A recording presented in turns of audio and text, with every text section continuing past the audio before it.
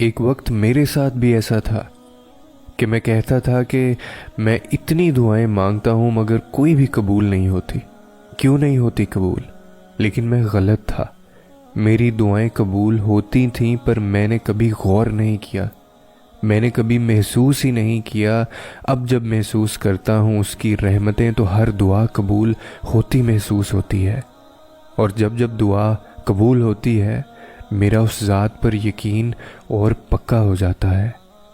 اگر تم مایوس ہونا چاہتے ہو تو بے شک مایوس ہو جاؤ، بلکہ میں تمہیں بتاتا ہوں کہ مایوس ہونا کیسے ہوتا ہے اور مایوس ہونے کے بعد کیا ہوتا ہے. چلو ایک بار کو تو تم تھک کر دعا کرنا چھوڑ بھی دو تو کیا؟ کبھی سوچا ہے کہ اس کے بعد کیا ہوگا؟ تم دعا مانگنا چھوڑ دو گے، تمہارے بے چین دل کو کہیں سکون میسر نہیں ہوگا. پر کیا اس کے بعد تمہیں عطا کا یقین ہوگا کیا؟ اس کے بعد تم یہ امید بھی کر سکو گے کہ اللہ تمہیں وہ عطا کریں گے جو تم مانگتے تھے یا چاہتے تھے؟ جو اب تم بھی جانتے ہو، اس لیے تب تک صبر سے دعا کو تھامے رکھو جب تک رب کن کے معجزے نہ کرتے، اور وہ کریں گے. دیکھو وعدہ خلافی ہمارے رب کی صفت نہیں ہے. اللہ نے کہہ دیا میں قبول کروں گا تو بس، اور کسی بات پر غور کرنے کی ضرورت نہیں ہے. اور میری بات پہ یقین رکھو کہ ایک دن آئے گا جب تمہیں تمہارے صبر کا صلہ دیا جائے گا.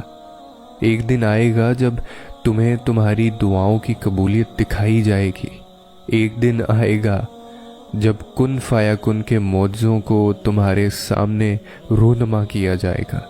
ایک دن آئے گا جب تمہاری چاہتوں کو تمہارے سامنے کھڑا کر دیا جائے گا. اور دن بس تبھی تمہاری زندگی میں آئے گا جب تم صبر کی آخری حدوں کو چھو لو گے، جب تم آخری وقت تک اپنے رب کو راضی کرتے رہو گے. اور رب کو راضی تم نے صبر، یقین اور انتظار سے ہی کرنا ہے. اس ذات کو علم ہے کہ تم کتنی مشکل سے سنبھالے ہوئے ہو خود کو. بس اسے راضی کر لو. وہ تو اپنے بندوں کو مایوس کر ہی نہیں سکتا.